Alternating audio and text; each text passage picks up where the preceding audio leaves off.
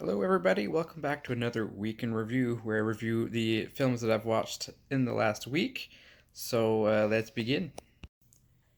All right, the first film that I watched this week was on Tuesday. I watched two films by William Castle. The first one being a kind of a ripoff of Alfred Hitchcock's Psycho, a film called Homicidal.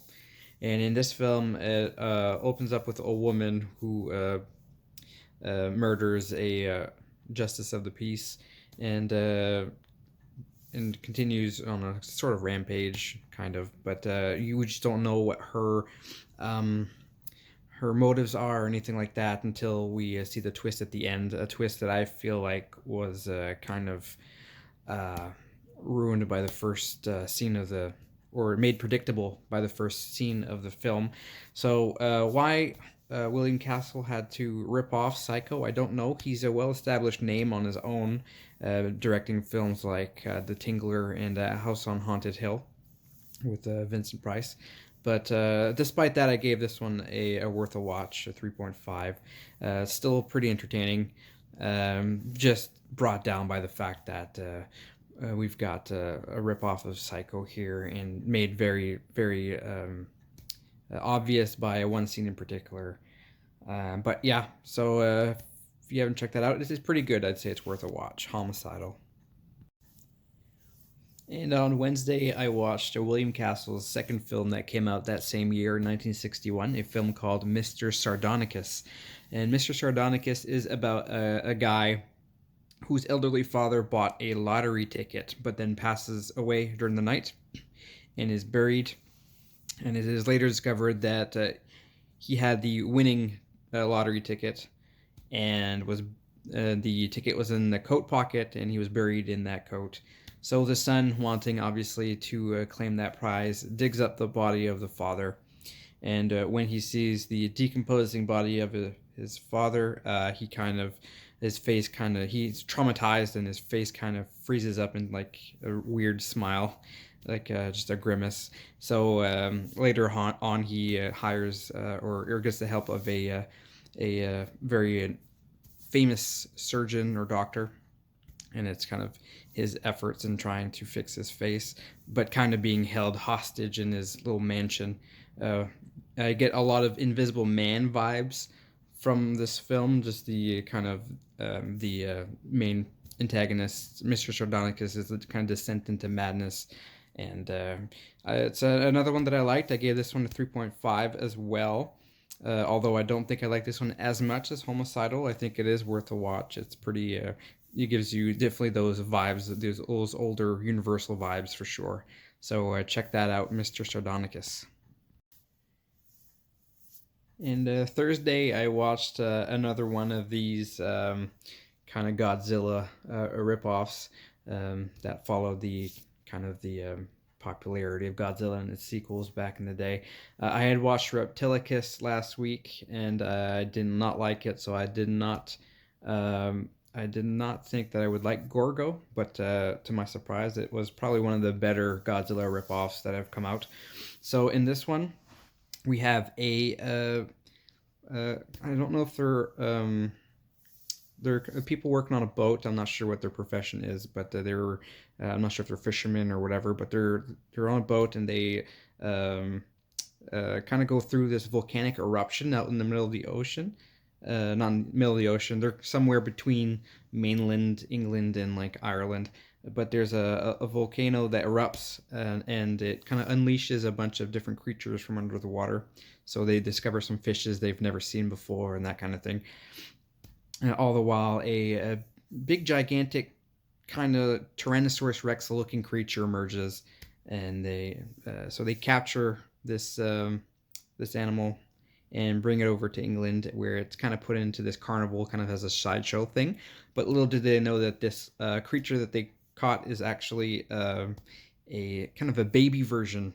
It's an infant creature, whatever this is, and the actually the mother, we'll call it Gorgo. The mother Gorgo rises from the ocean. It destroys an island village completely, and then makes its way to England, where it wreaks havoc in London. So this is actually really cool film. The just seeing it rampage through the city, like knocking over like English landmarks and buildings and stuff like that. It was actually really cool. I gave this one a worth a watch. I didn't love it, but it was really cool. A lot of my gripes with it was the kind of the look of the monster. You can really tell that it's kind of a rubber skin and very mechanical, the way its mouth moves and like its eyes glow red. You can clearly tell it's some kind of robot. But despite that and some of the effects that weren't really all that great, like when it would topple over a building, the rubble would kind of disappear before hitting the ground for whatever reason.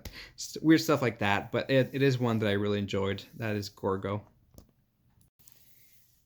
And on Thursday, I watched a film called The Devil's Hand. So this is a film about a guy who visits this toy store with his girlfriend, and they discover that they have this toy store has a lot of like puppets that resemble real actual people, and they think that's kind of weird, and they leave, and then Buddy's girlfriend falls into a coma, and it obviously later discovers this is the work of this toy store, and behind this toy store is a satanic cult. So he actually meets a woman who is involved in this cult, and she makes no secret about it. She's completely open to talk about this cult and what they do and what they're about. So he's kind of, his interest is piqued, and he kind of falls for this woman and joins this cult.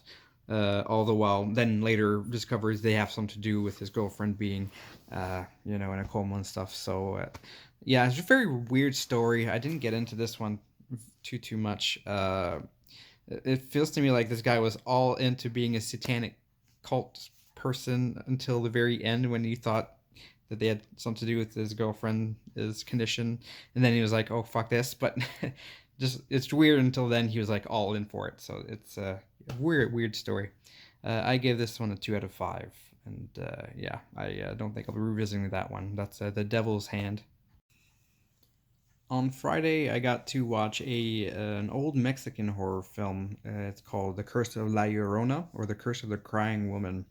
And this one is another one that gave me really like old time Universal horror kind of vibes.